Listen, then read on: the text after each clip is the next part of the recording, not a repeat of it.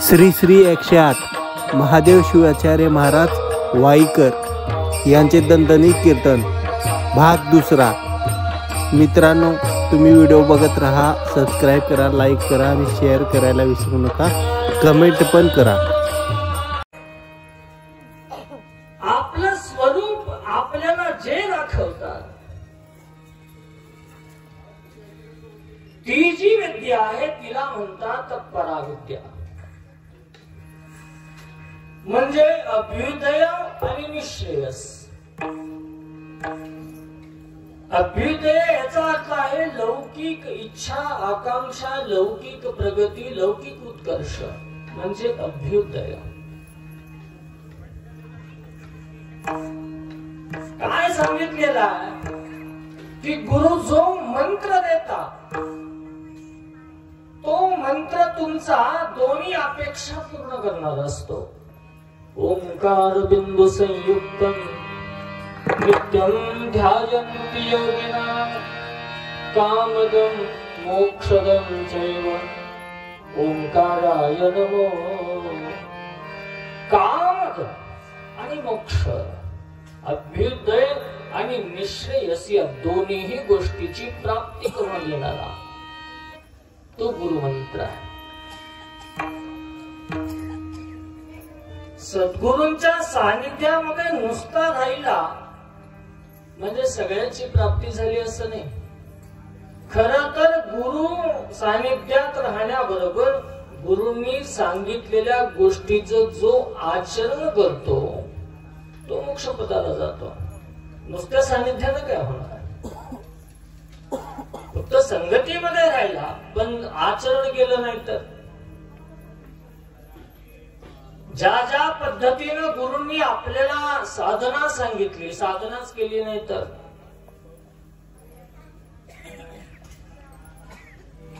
उहापोह खूप झाला पण ना दृष्टी योग केला, न शिवयोग केला, न शिवपूजा केली, न परमरहस्य वाचलं, न भजन, न कीर्तन, न प्रवचन। कधी होईल परिवर्तन? आपली अवस्था कशी झाली आहे? एका व्यापाऱ्याला सवय होती, काय सवय होती? दररोज प्रवचन ऐकायचं, रोज प्रवचन ऐकायचं। एवढं होतं की तो व्यापारी गेल्याशिवाय प्रवचन सुरू करत नव्हता। इतकं दोघांचं तारतम्य होतं। एक दिवस तो व्यापारी आजारी पडला आणि आजारी पडल्यावर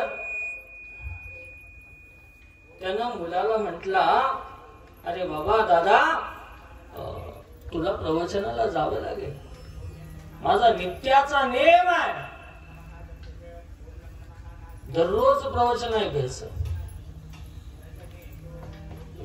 मुलाला पाठवलं, गेला मुलगा आणि मग प्रवचनाचा विषय होता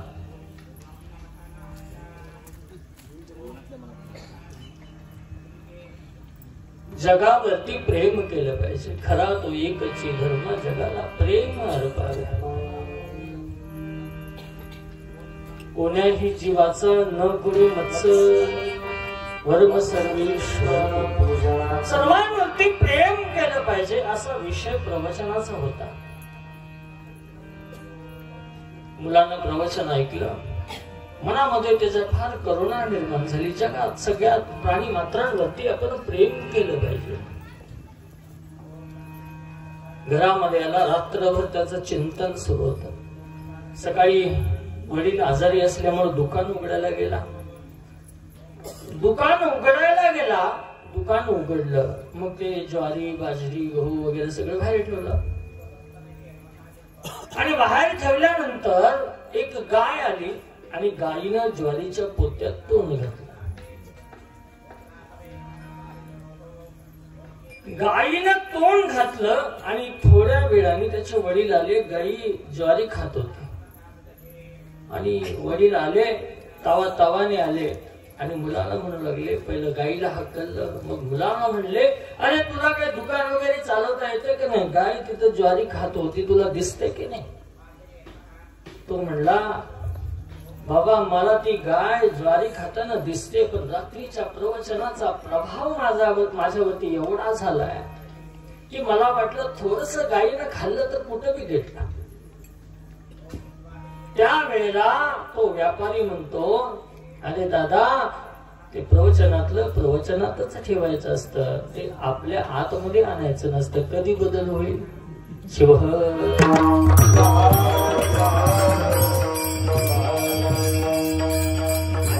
मला सांगायचं आहे, आचरणाच्या शिवाय पराविद्येची प्राप्ती होत नाही.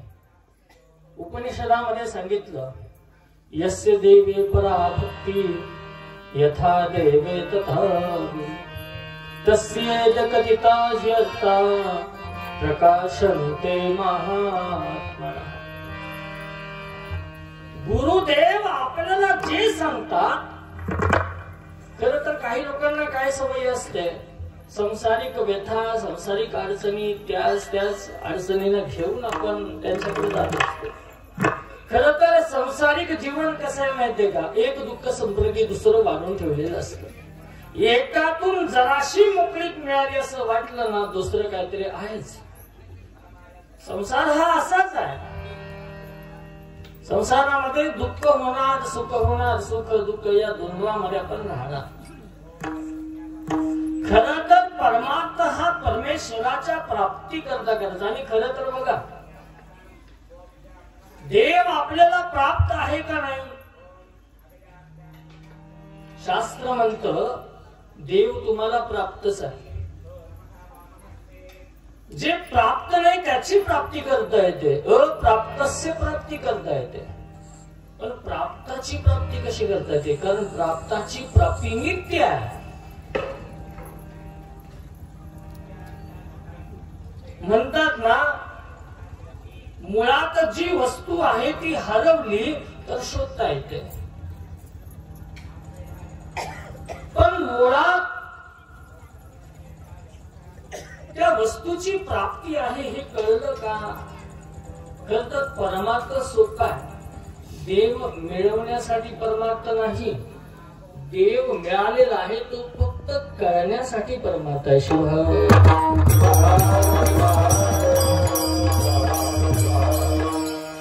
कीर्तन, प्रवचन, पारायण कशासाठी आहे? देव मिळवण्याकरता नाही. नीट ऐका, देव मिळवण्याकरता परमार्थ नाही, तर देव तुम्हाला मिळालेलाच आहे, फक्त तो कळण्याकरता परमार्थ आहे. तो देव कळाला पाहिजे. तो देव कळत नाही. काय झालं, दोन माणसं होती, समोर असं मोठं पटांगण होतं. एक म्हणायचा, ते समोर काय आहे? तो म्हणायचा सगळं गवतच गवत आहे. तो म्हणायचा नाही नाही, तलाव आहे. हा म्हणायचा गवत आहे, हा म्हणायचा तलाव आहे.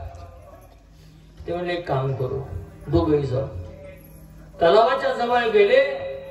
त्याला माहिती होत हे तलाव आहे.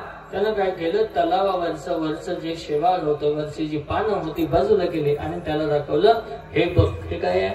पाणी आहे. मी तुला सांगत होतो हे तलाव आहे, हे पाणी आहे. गुरु महाराज काय करतात, आपल्याला हेच दाखवतात. जसं त्या पानतस्तानं दाखवलं, बाजूला शेवाळ केलं, बाजूला ते गवत केलं, खाली जसं पाणी आहे. गुरु महाराज तसं आपल्याला देवाचं दर्शन देतात. प्रत्यक्ष आपल्यावरती जी मायीय अवस्था, त्या मायीय अवस्थेला बाजूला करतात, त्या अवस्थेला बाजूला करून देतात. पण प्रत्यक्ष गुरुकडे जाताना आपण आपल्याला देव कळावा याकरता ते जे जे मार्ग सांगत आहेत त्या मार्गाप्रमाणे आचरण करण्याचा प्रयत्न केला पाहिजे. त्याकरता सुरुवातीला सांगितलं, वीर शैवांकरिता सुरुवातीचं आचरण सांगितलं, अष्टावरणाचं पालन करा. आहे की नाही? गुरु महाराज पहिल्यांदा आपल्याला सांगतात, अष्ट आवरण पालन करा. गुरु लिंग जंगम ते पूज्य आहे. विभूती रुद्राक्ष आणि मंत्र हे साधन आहे आणि साध्य आहे प्रसाद पादोदक. प्रसाद आणि पादोदक हे साध्य आहे. साधनांच्या द्वारा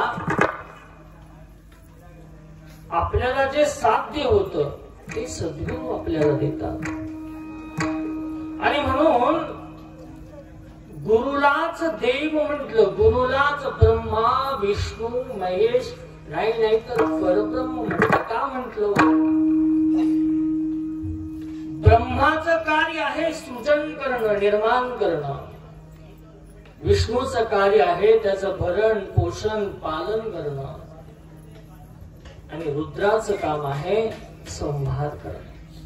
चांगल्या विचारांचं सृजन आपल्यात करतात म्हणून ते ब्रह्मा आहे.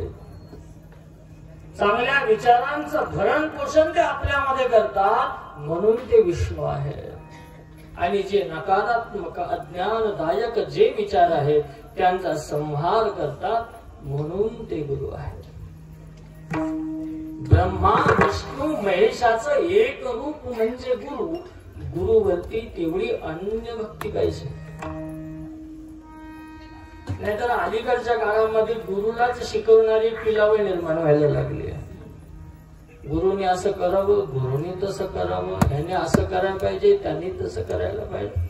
आपला अधिकार तेवढा नाही. जेवढा आपला अधिकार आहे ना तेवढं करावं. खर तर गुरुच्या वचनावरती नितांत विश्वास पाहिजे. गुरुला उलट आपण सांगू नये.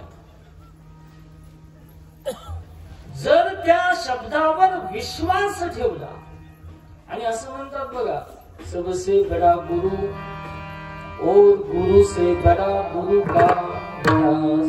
खर तर मला राष्ट्रसंत गुरुमाऊली आपल्यातून शरीराने गेलं असं वाटतच नाही, कारण त्यांचा आपल्याला ध्यास आहे. आणि खर तर शैव सिद्धांत काय म्हणतो? कोणीही व्यक्ती मरतो का? मरत ते शरीर. आत्मा काय आहे? अमूर्त आहे, अमर आहे.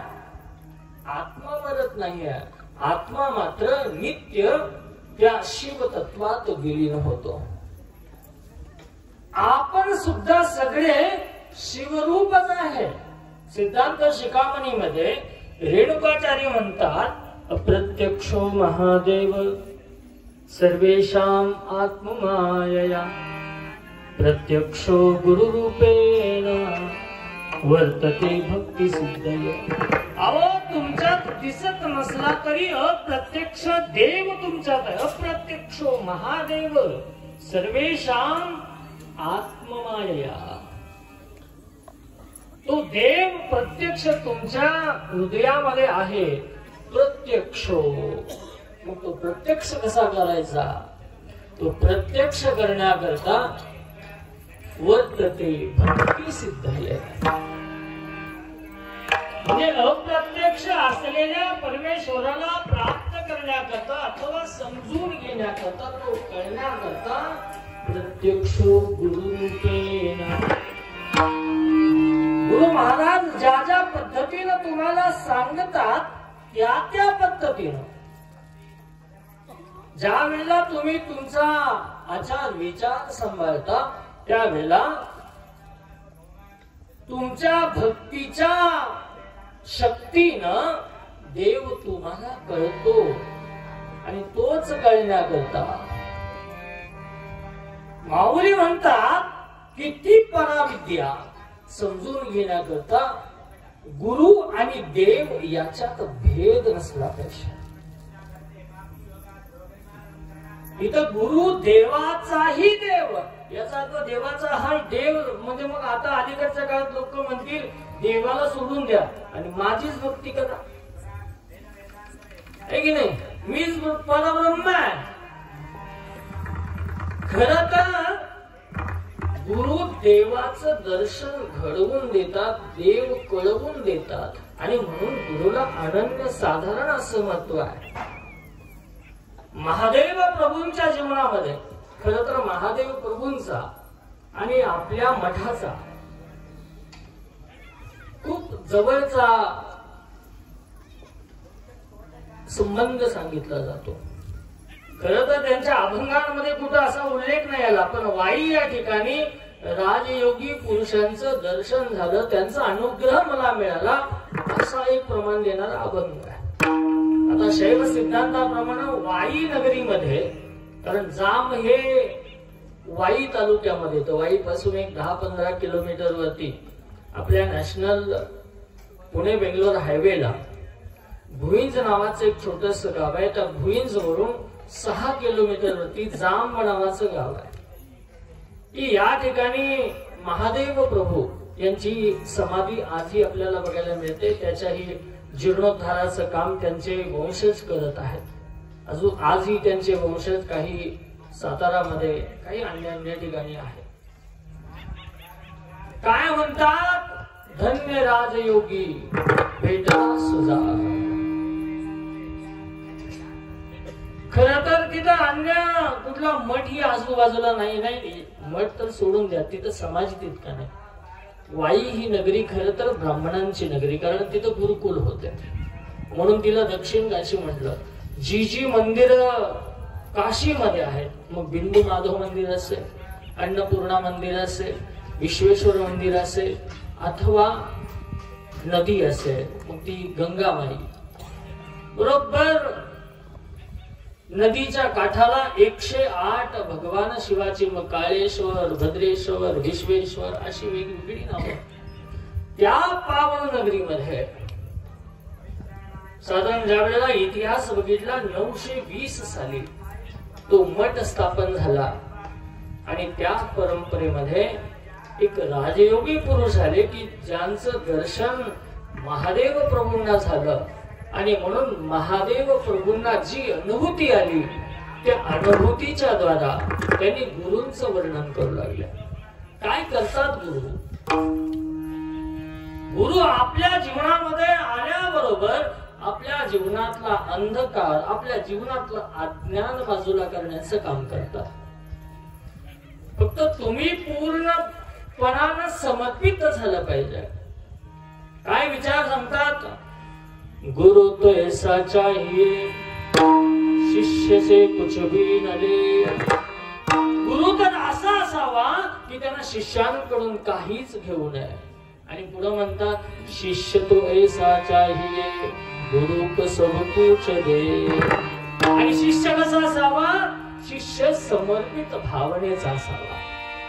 जोपर्यंत तुम्ही समर्पित होत नाही तोपर्यंत ज्ञानाची प्राप्ती, पराविद्येची प्राप्ती होत नाही. आणि म्हणून ज्या वेळेला आपण समर्पित होतो त्यावेळेलाच अनुभूती येते. खरं तर परमार्थ हे तत्व सांगण्याचं नाही आहे, परमार्थ हे तत्व अनुभवण्याचं आहे. जसं एखाद्याला साखरेचं वर्णन करून सांगावं, साखर अशी असते, पांढरी असते, गोड असते, आणि एखादा व्यक्ती मुका असतो. आता मुक्याला जर साखर खायला दिली तर तो काय वर्णन करेल काय?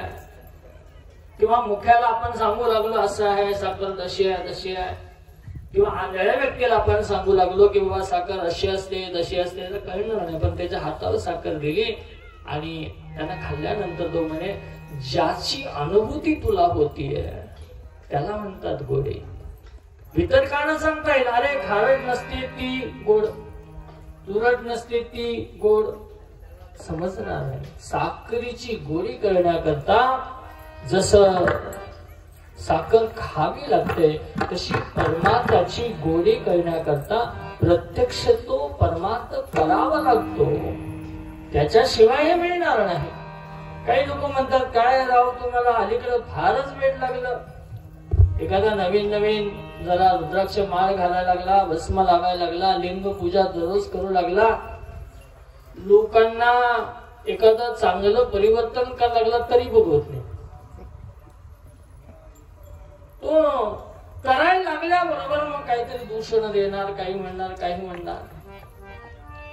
पण खरं तर परमार्थाचं वेळ काय आहे हे कळण्याकरता परमार्थ करावा लागतो, त्याची प्रत्यक्ष अनुभूती घ्यावी लागते. आणि म्हणून महादेव प्रभू म्हणतात, गुरु करण्याकरता सुद्धा आपल्याला अनुभूती घ्यावी लागते अभंगाच्या पहिल्याच्या.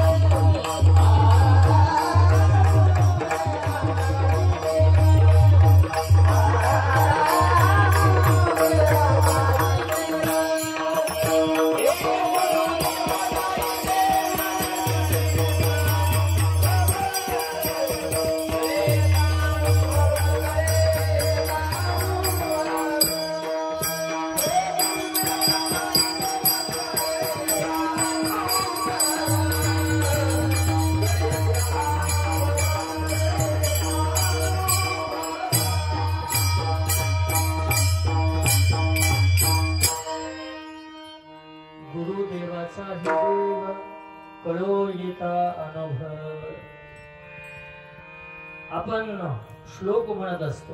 कबीरदास महाराजांनी दोहामध्ये म्हणलं, गुरु गोविंद दो कडे कापेला गोपाल, बलिहारी गुरु आपकी गुरु गोविंद देव बताय. गुरूंनी देवाची ओळख करून दिली. आपल्याला देवापर्यंतच पोहोचायचा. गुरु माध्यम आहे. गुरूंच्या माध्यमातून आपण देवापर्यंत पोहोचू शकतो. याचा अर्थ बाह्य प्रवास नाही. कुठेतरी देव आहे आणि त्याला पाहायचं नाही. देव तर माझे हृदय भुवन.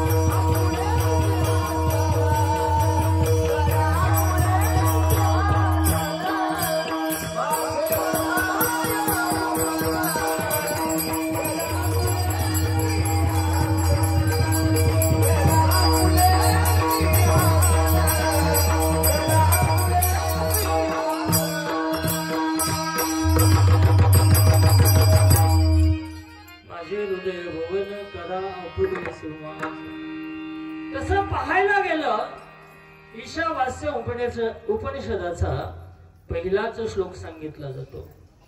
ईशावास्यमिदं सर्वं यत्किंचित् जगत्यां जगत् तेन त्यक्तेन भुञ्जेत मा गृतकशस्वी धनम्.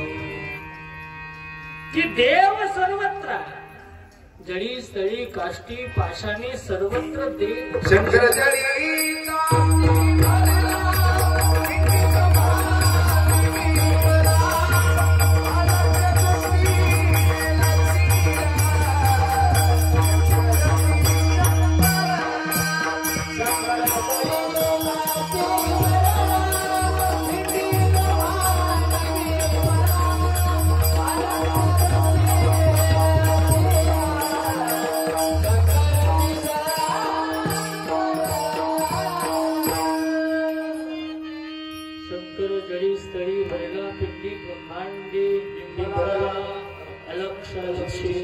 शिवा शंकरची शंकर.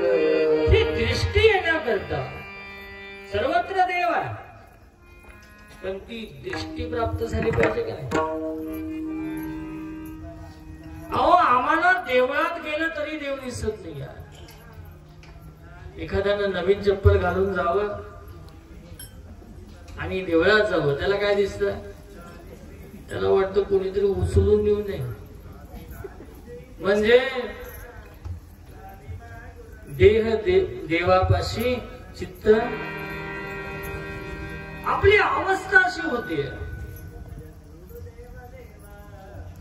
पण देव सर्वत्र आहे ही व्यापक भावना येण्याकरता खर तर विवेकानंदांच्या जीवनामध्ये स्वामी रामकृष्ण परमहंस,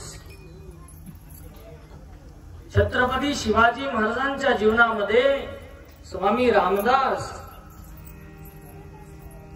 दयानंद सरस्वती यांच्या जीवनामध्ये गिरिजानंद स्वामी,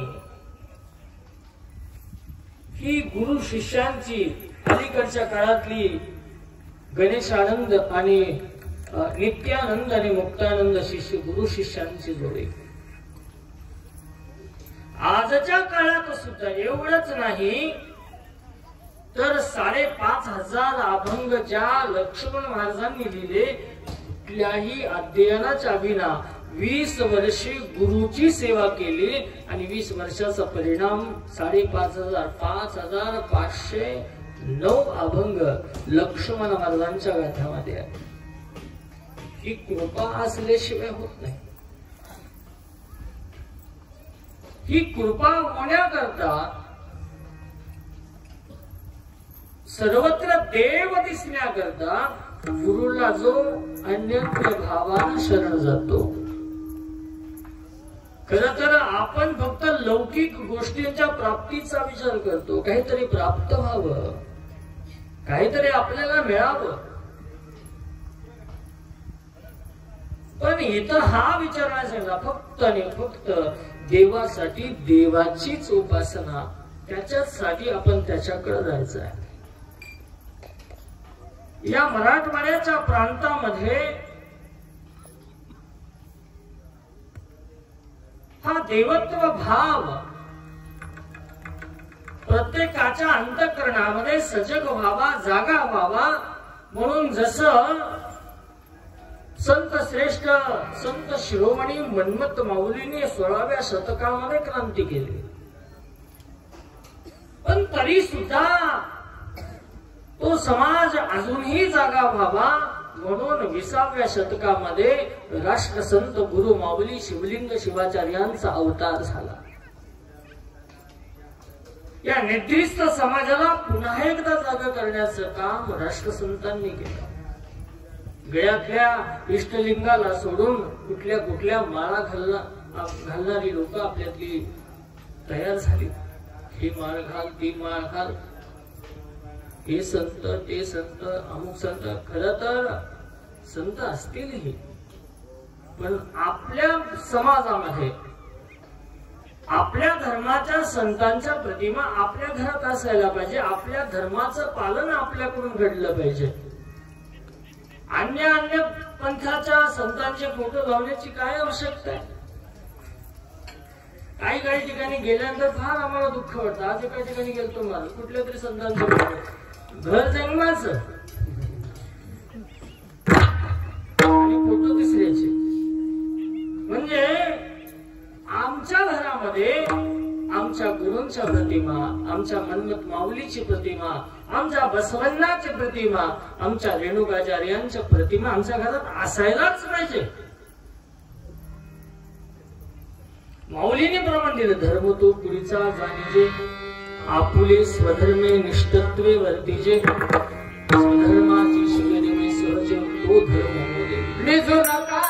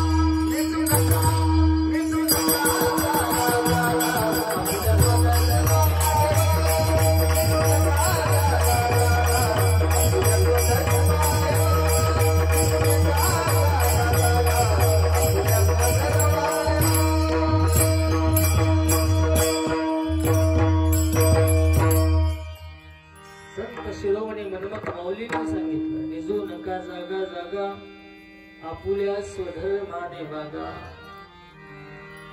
आपल्या स्वधर्माचं पालन करणं आणि आपल्या स्वधर्माच्या संतांच्या प्रतिमा आपण आपल्या घरामध्ये चालता बोलता फिरता प्रत्येक वेळेला आपल्याकडून आपल्या धर्माचं पालन व्हायला पाहिजे. पूर्वीच्या काळामध्ये भांडी आपल्या घरामध्ये जी असायची त्याच्यावर सुद्धा लिंगमुद्रांची चिन्ह असायची किंवा भांड्यांवरती सुद्धा भस्म लावून त्या भस्माची चिन्ह काढून ती भांडी वापरली जायची. घराच्या द्वारावरती लिंगमुद्रा असायची. आज सुद्धा आपल्या प्रत्येकाच्या घराच्या त्या दारावरती लिंगमुद्रा असायलाच पाहिजे. अन्य धर्मीय मुस्लिमांच्या घरामध्ये गेले की कळतं की नाही कोणाचं घर आहे. कळतं बाहेरूनच कळतं आपल्याला कोणाचं घर आहे. ख्रिश्चनांच्या घरात गेल्यावर कळतं कोणाचं घर आहे. ख्रिश्चनांचं आहे. कुठंतरी क्रॉस काहीतरी लावलेला असतं. पण आपल्या घरात आल्यावर नेमकं कळतच नाही की नेमकं घर कोणाचं आहे. का? कारण आडनाव एक असतं आणि फोटो घरात वेगळेच असतात. म्हणजे बाबा शैव म्हणावा लिंगायत म्हणावं तर बसवण्णा दिसना, मनमत माऊली दिसना, म्हणजे राष्ट्रसंत गुरु माऊली दिसना, नेमकं फोटो लावले तिसरेचे. आपल्या समाजाची शोकांती काय? काही लोक फक्त लग्न पोरांची करायची असली का लिंगायत पाहिजे म्हणतात. ते लिंग घालतात तर नाही घालतात काही नाही, फक्त लिंगायत पाहिजे. म्हणजे नुसते नावाची लिंगायत असण्याला काय महत्व आहे? असून नसल्यासारखं. खरं तर लिंगविहीन लिंगायत म्हणजे प्रेत समान म्हणले माऊलीनं. चालतं बोलतं प्रेत आहे. आणि खरं तर आम्ही आमच्या स्वधर्माचा आचार सोडल्यामुळेच बऱ्याच गोष्टी मध्ये आपण अपकर्ष झालो. उत्कर्षाच्या सीमेवर असलेला समाज ज्यांच्या हातामध्ये व्यावसायिक ठिकाणं होती, बाजारपेठा त्यांच्या ताब्यात होत्या, पण आजच्या घडीला मात्र कुठेतरी त्याचं प्रमाण कमी व्हायला लागले. याचं कारण आहे स्वधर्म निष्ठेमध्ये कुठेतरी कमी व्हायला लागले. आणि म्हणून आमची निष्ठा, आमच्या धर्माचे संत, आमच्या धर्माच्या ज्या परंपरा असलेले जे महापुरुष आहेत, जे गुरु माऊली आहेत, त्या गुरु माऊलींचे आपल्या घरात फोटो पाहिजे. खरं तर माऊली कशाला म्हणतील माझा फोटो लावा म्हणतील का? गुरुकडे असं म्हणणार नाही माझा फोटो लावा. शिष्याचं काम आहे आपल्या गुरुचा फोटो आपल्या घरात असायलाच पाहिजे. ही अनन्यता आपल्यामध्ये यायला पाहिजे. न अन्य इति अनन्यता. आपलं सोडून दुसरीकडे पळायचं नाही. तुझं आहे तुझं पाशी आपलं आपल्याच बळा. पण आपण मात्र काय करू? कुठं इकडे मिळेल तिकडे मिळेल, या यात्रेत मिळेल त्या यात्रेत मिळेल, सगळ्या यात्रा मी करतो, सगळे देव मी करतो. वार बदलेल तसा देव आम्ही बदलतो. पण काय होणार त्यांना?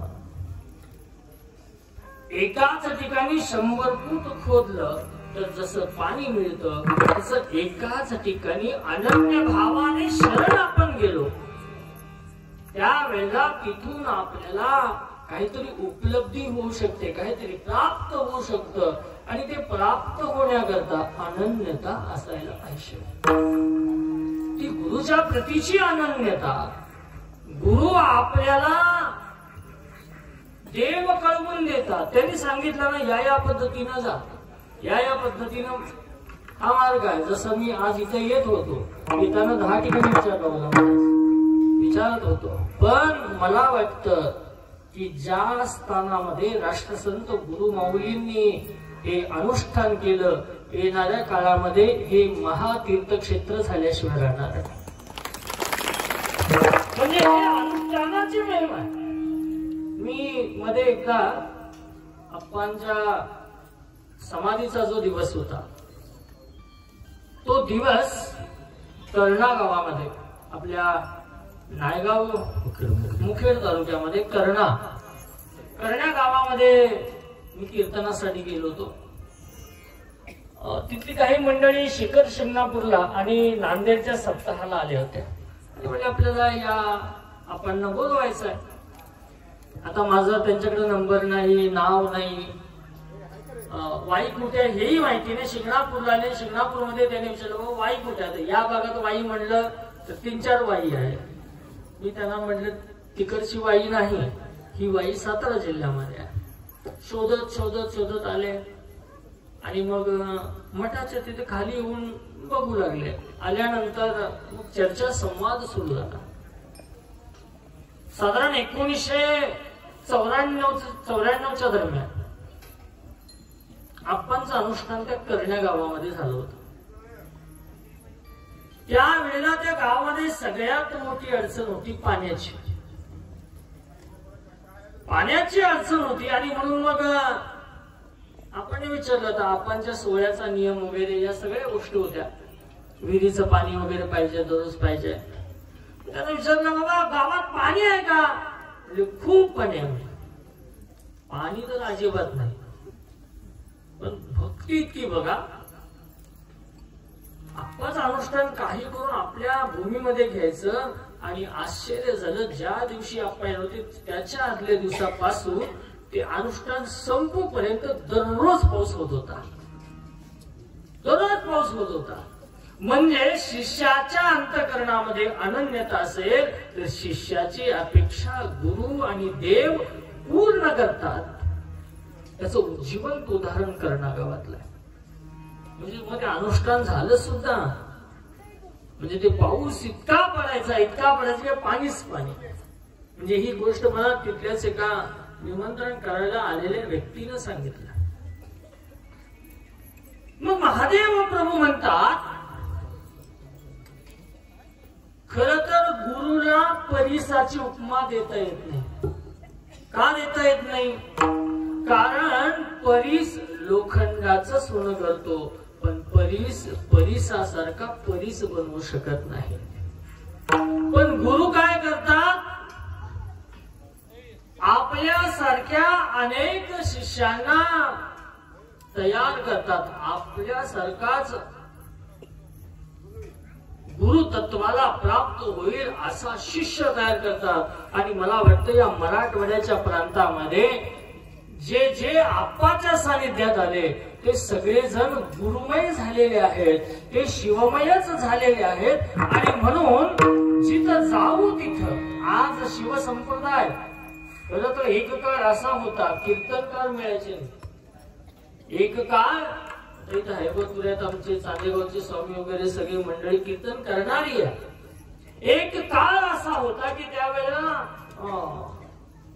कीर्तनकार मिळायचे. पण आज आश्चर्य बघा, आज गुजरात मध्ये सुद्धा कीर्तन होणार आहे. आमचा हावगी आज संध्याकाळी ट्रेननी सिल्वासा संघ प्रदेश आहे मुंबई आणि गुजरातच्या बॉर्डरवरती. म्हणजे आता गुजरात मध्ये पण जाऊन आम्हाला कीर्तन करून त्यामध्ये आम्ही वसमतकर महाराज मुखेडचे आणि बेट मोगऱ्याचे चौघे त्याच्यामध्ये आहोत. म्हणजे शिव संप्रदाय मनामध्ये गावागावामध्ये बिंबवण्याचं काम जर या युगात कोणी केलं असेल तर ते राष्ट्रसंत गुरु माऊली शिवलिंग शिवाचार्य यांनी केलं. कदाचित माऊलींचा अवतार झाला नसता तर काय आपली दशा झाली असते. पुन्हा त्या पूर्वपथाला पूर्वपीठाला त्याच गतीला आपण गेलो असतो. पण अवतार झाला माऊलींचा आणि त्यांनी पुन्हा एकदा आपल्या धर्म मार्गाला लावलं. आणि म्हणून महादेव प्रभू म्हणतात करी आपणा समान. खरं तर संतांच्या जवळ आपपर भाव नसतो, माझं तुझा हा भाव नसतो. भाव असतो तो सामान्य लोकांकडे. काही लोकांना वाटायला आपा आमचे, काही लोकांना वाटायला आपा आमचे. पण खरं बघायला गेलं तर आपा सगळ्यांचेच आहे. हा व्यापक भाव पाहिजे. आपली गत अशी झाली की आता 20 जण फुटणं ढकलत आहेत आणि 20 जण मागणं ढकलत आहेत. गाडी बंद पडलेली आहे, पुढून 20 जणांनी ढकला, मागून 20 जणांनी ढकला. कधी चालू होईल गाडी? आमचे दुश्मन दुसरं कोणी बाहेरचे नाही, आमचे दुश्मन आमचेच आहेत. बाहेरचे आहेत कोण? खरं तर समाजाची अवनती होण्याचं कारण हेच आहे, दुश्मन बाहेरचा नाही. कदाचित बाहेरचा असता तर हाणला असता, पण घरचाच असल्यावर काय करावं? त्यांनी आम्हाला दुश्मन द्यावी, आम्ही त्यांना दुश्मन द्यावी, हा धर्म नाही.